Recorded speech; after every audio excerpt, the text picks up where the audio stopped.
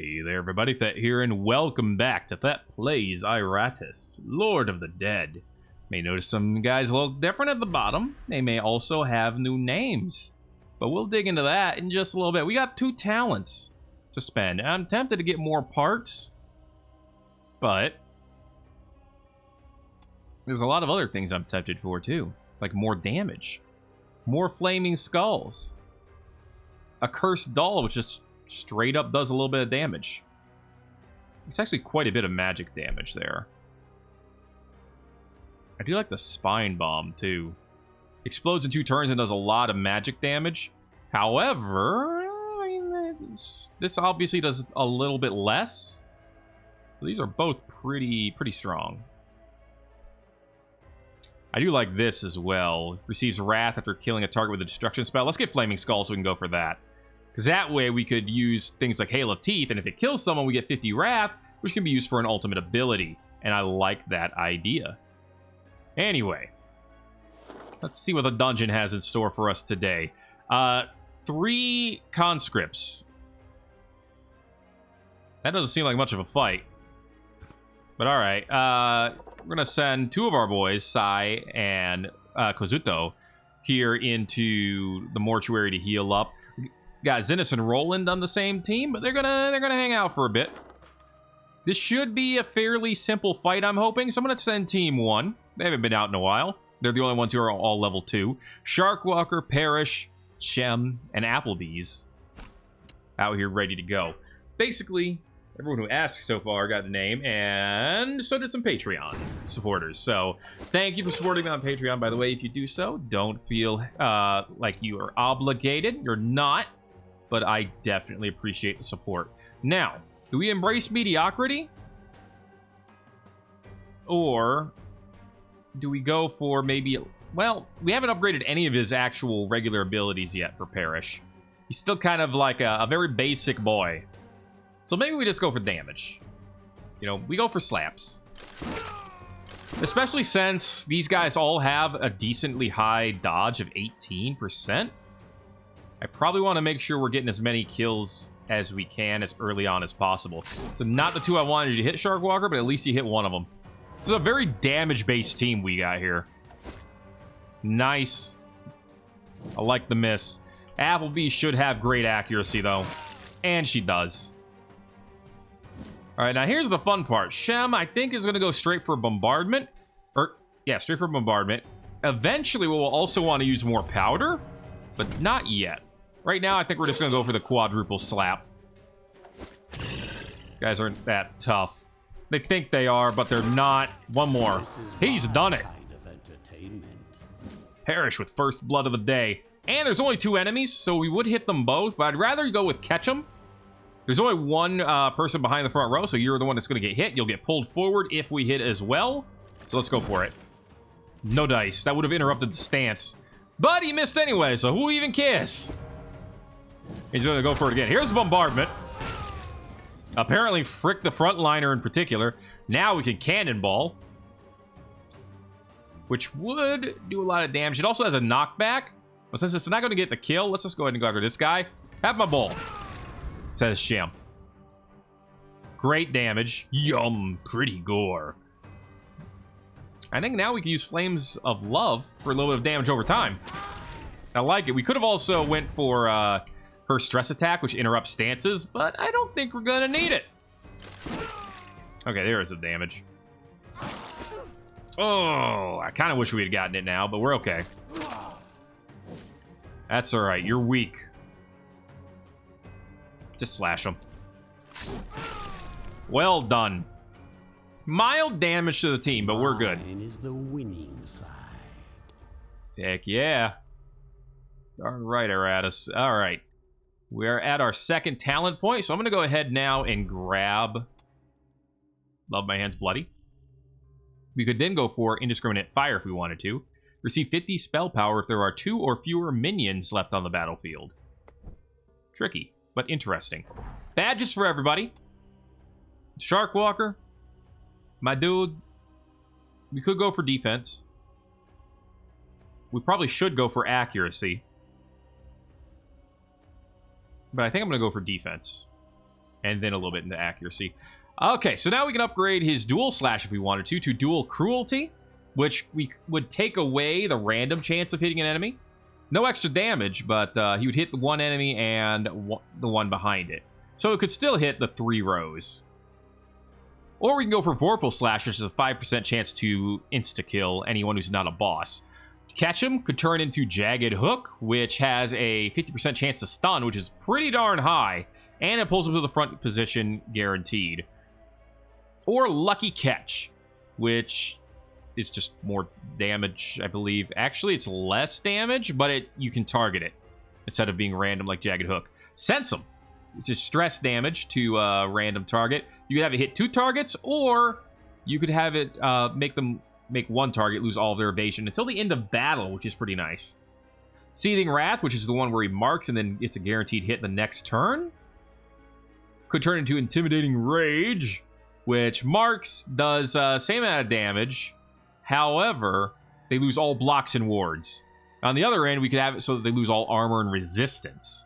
Both of these are pretty darn good. I kind of like the one that loses armor and resistance more, because that means all future attacks will hurt harder. We could also upgrade Bloody Harvest, which is used in the back rows to do damage to everyone. We could turn it into Abundant Harvest for a 2% chance to insta-kill. Or we could turn it into Harvest the Blessed, which is a single target attack for a lot of damage. Like a whole lot of damage. It'd be a fairly rare use, but it could be pretty darn strong. And Bounty, his ultimate, actually moves him forward too. So you could actually switch between Wrath, Harvest, and Bounty. I am going to go for... I want to go for the 50% chance to stun. Stuns are good. And it's pretty strong. Perish. Enjoy your... Let's enjoy your extra damage. I want to turn you to an attack skeleton, I think. I moved your initiative up all the way, which is good. So if I'm going to turn you to an attack skelly, I could give you more damage on Smite. Smite the show-offs. It's just a little bit of extra damage. Or Vorpal Smite for that chance of an insta-kill, I should say. Embrace Mediocrity could be buffed. Astounding Fortitude. Show them their place. We could turn that into Bony Bully, which is a stun. I think I'm going to do that. What I'm going to do, I'm going to switch Perish and Shem. I'm going to give him Bony Bully. Enemies are in for a nasty surprise. So if all goes well, he can start a lot of fights with a Shield Bash, which gets a stun, which would be a great way to start a fight. Shem, my dude. Let's give you... You already have good accuracy. Let's give you some luck for some crit chance. Now, these are some good upgrades, potentially. Volley is a magical attack that can hit any square. You can make it so that it ignores wards or resistance, your choice. Buckshot hits 3 enemies, whoever you target, and 2 enemies behind. You could make it ignore armor, or you can make it stronger. Oh, actually, not stronger. I take that back. You could make it so that it hits all of the enemies. Igniting Mixture, which is one of my favorite ones to upgrade. It throws the bomb and does damage over time. You could actually greatly upgrade the damage over time. Or you could make it so it's a stress attack instead. That also causes targets to lose luck, accuracy, and evasion. More Powder. Gain double damage, but you could also make it so it only gains 50% extra damage, but also gives him a ward and a block, which can stack, which I love. Trench Loading. Then Bombardment can become Abyssal Bombardment, which is stronger, or it can become Shock Charges, which changes it to a magical attack, which is also slightly stronger. Anyway, for now, I'm going to go with Trench Loading. I expect results. Because his, that says 50% damage for his next attack. If he doesn't attack, he can stack the damage buff, which is where things get really beautiful. Applebee's. You're going to get, you don't need accuracy right now, so you're going to get some luck as well. And you know what, let's give you a little bit of extra evasion. Chest Piercer does damage and does a lot of extra crit damage. You could have the crit be replaced with stun instead of extra damage. Or you could go with even more crit damage. Yeah, that's basically it.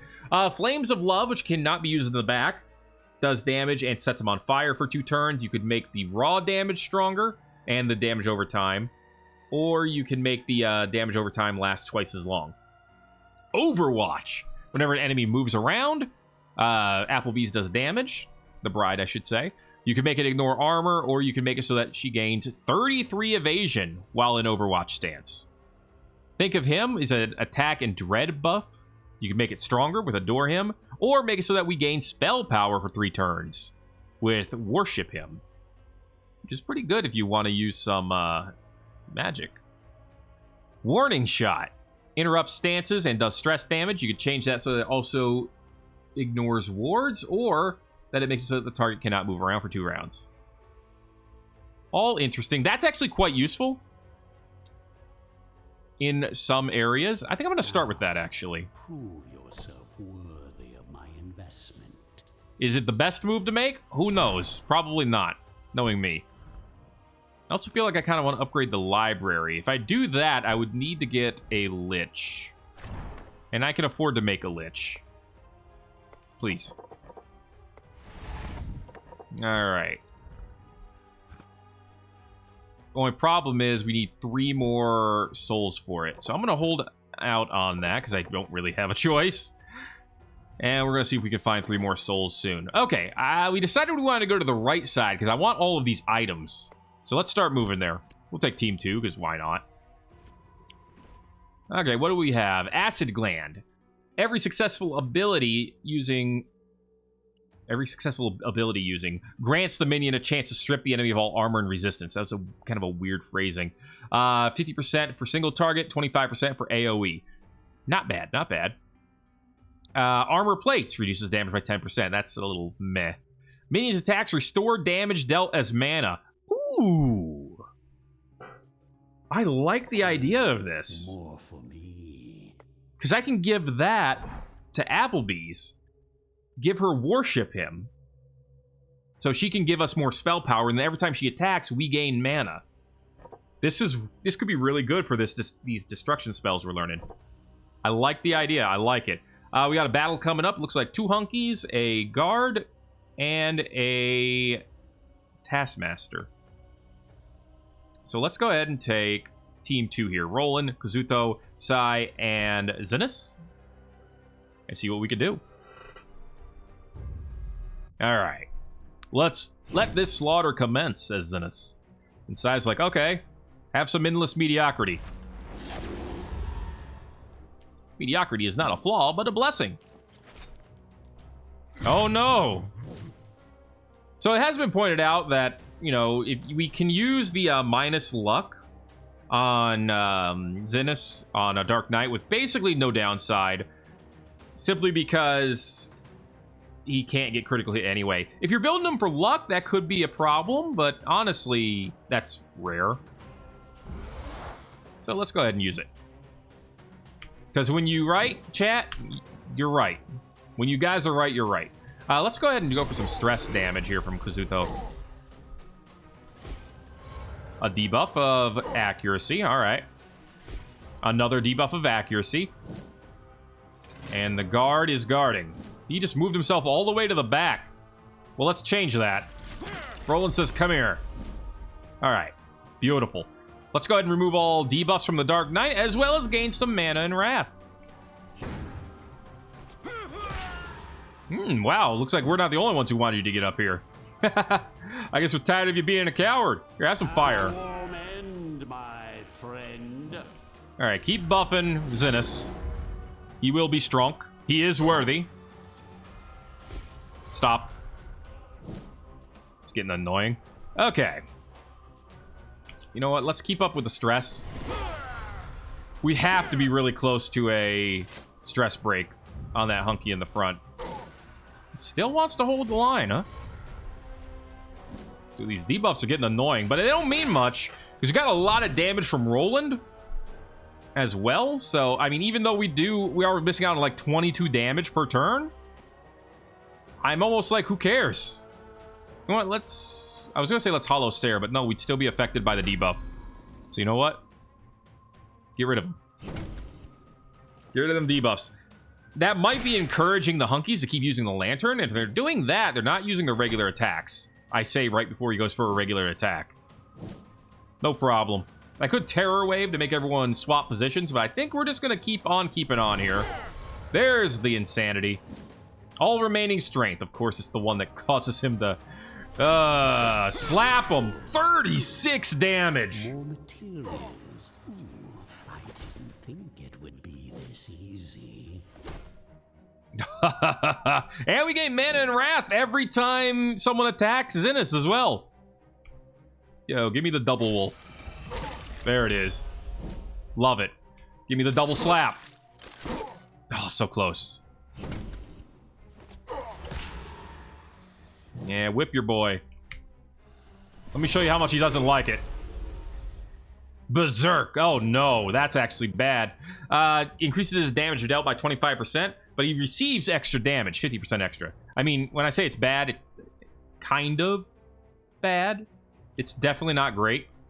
Let's go ahead and get a slap here. This guy's going to use all remaining strength, which means he's actually dead. So let's go ahead and hit the hunky.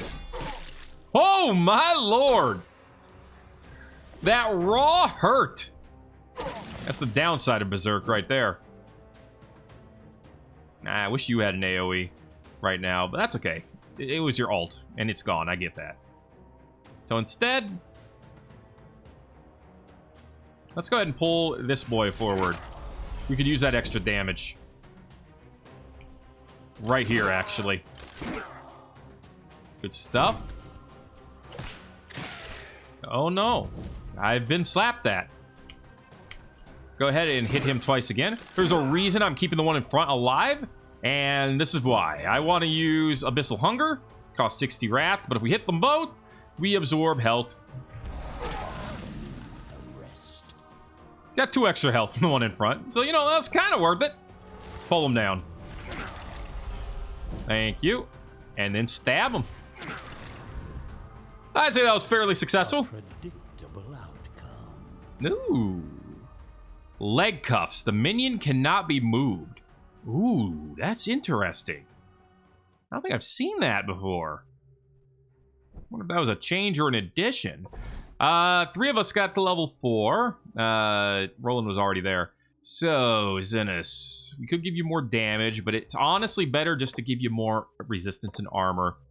Sai, you got 3 points to spend. You're really kind of like defensive.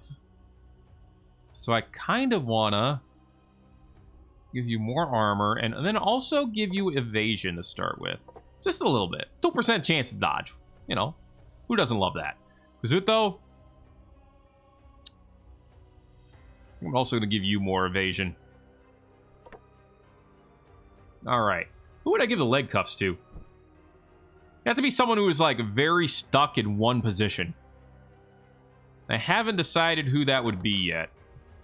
However, it is item time. All right. Well, we got a Mutant Claw. Increases damage dealt to elite enemies by 20%. It's okay.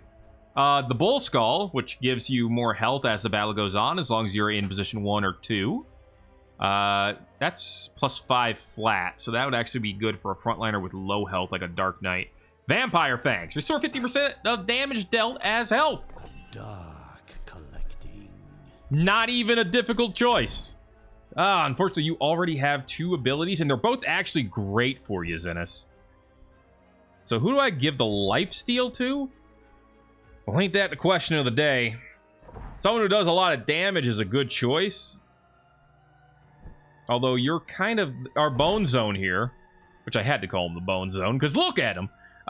He's really a support character as opposed to a brawler. So he's not the greatest choice.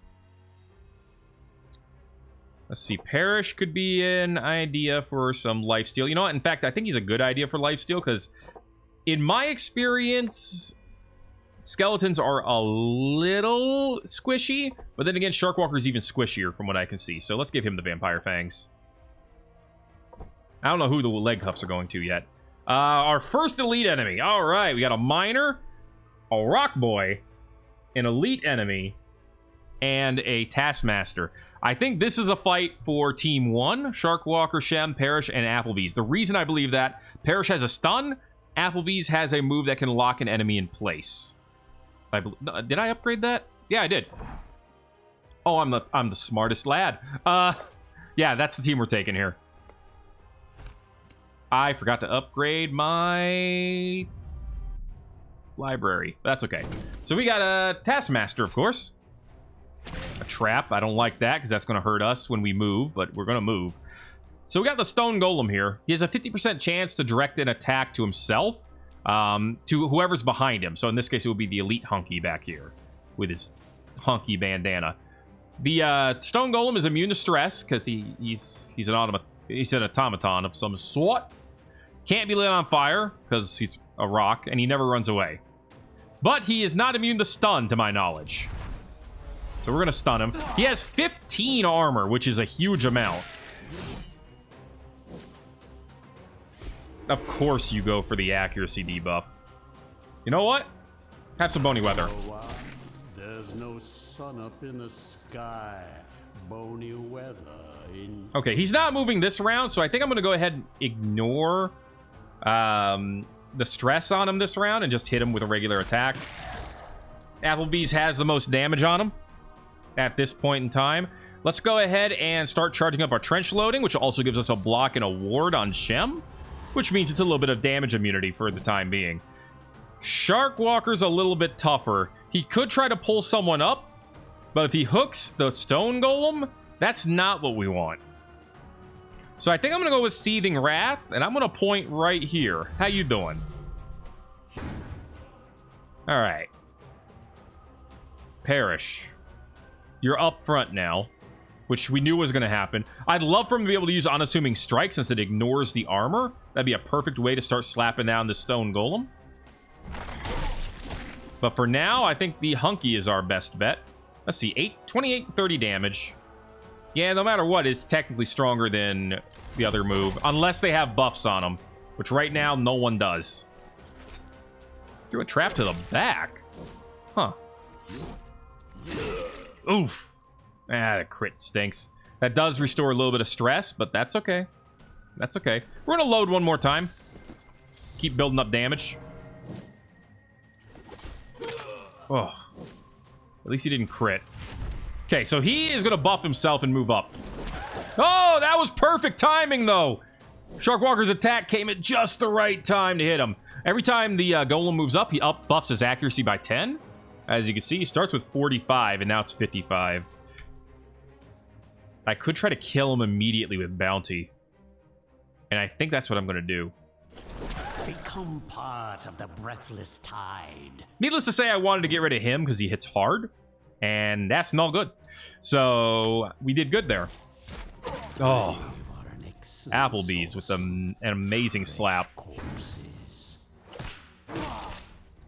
There's the block. Speaking of blocks, let's go ahead and get rid of yours. With a nice double slap. Alright, let's go with a Jagged Hook. Get that 50% chance to stun. There it is. A stun is a beautiful thing.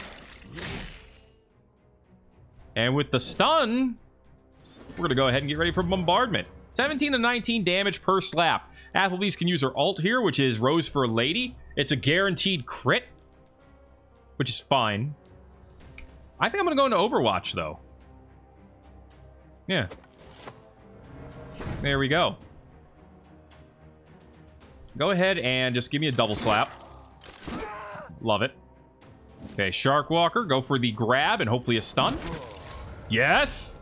And the pull forward, which means you moved, which means you get hit with the Overwatch shot. And then we hit you again. And then bombardment. Beautiful. Yum. Pretty gore. And let's go ahead and bombardment again.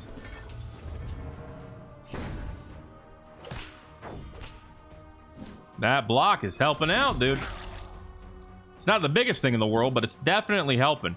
Go ahead and wait till the end of the round, because Sharkwalker has that lifesteal, and I'd love to use it here. 2 whole health. Mop up the gore. Ooh. I'd hate to see plants using it as fertilizer. Weapons, hearts, flesh, spiderweb. Enemies lose 8 initiative for the next battle, or whatever battle you use it in, I should say. Serpent Skull. If the minion starts their turn in position 3 or 4, they receive 3 luck, 3 critical damage. until the end of battle. Stacks up to 5 times. So if you're in the back for 5 rounds, you get 15 luck and 15 additional crit damage. We took a lot of damage there. But we got a great item out of it. Perfect for Applebee's, I think. Yeah, giving her more luck is fantastic. She does have that, you know, guaranteed crit move, but I think being able to crit with Chest Piercer, especially if we upgrade it to Heart Piercer for even more crit damage, or Lung Piercer for stuns, both of those could be great.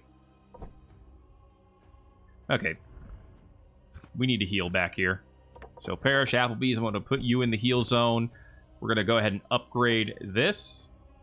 Infuse soul. Now we'll level up a little bit faster.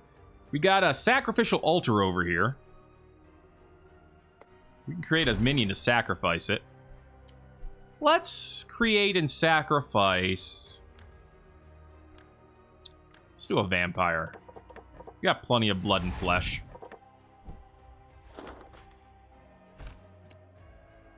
Alright.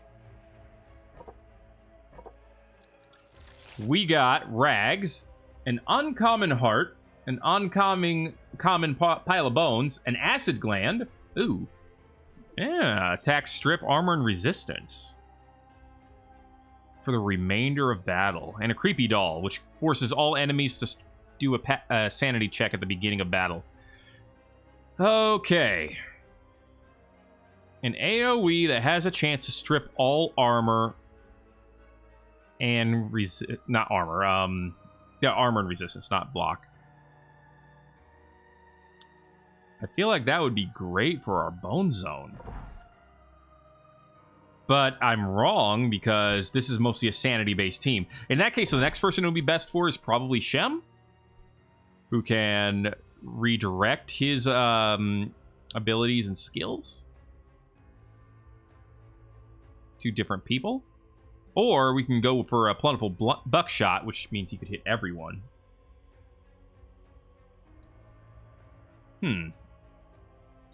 Decisions. I'm going to hold on to it for right now. However, that is going to be it for this episode of Thet Plays Iratus, Lord of the Dead. If you enjoyed it, make sure to let me know by giving it a like. If you haven't already, feel free to subscribe for more, because it's going to keep coming, and it probably won't stop coming. Till next time, thanks for watching this episode of Iratus, Lord of the Dead. My name is Thet, and I'll see you in the next video.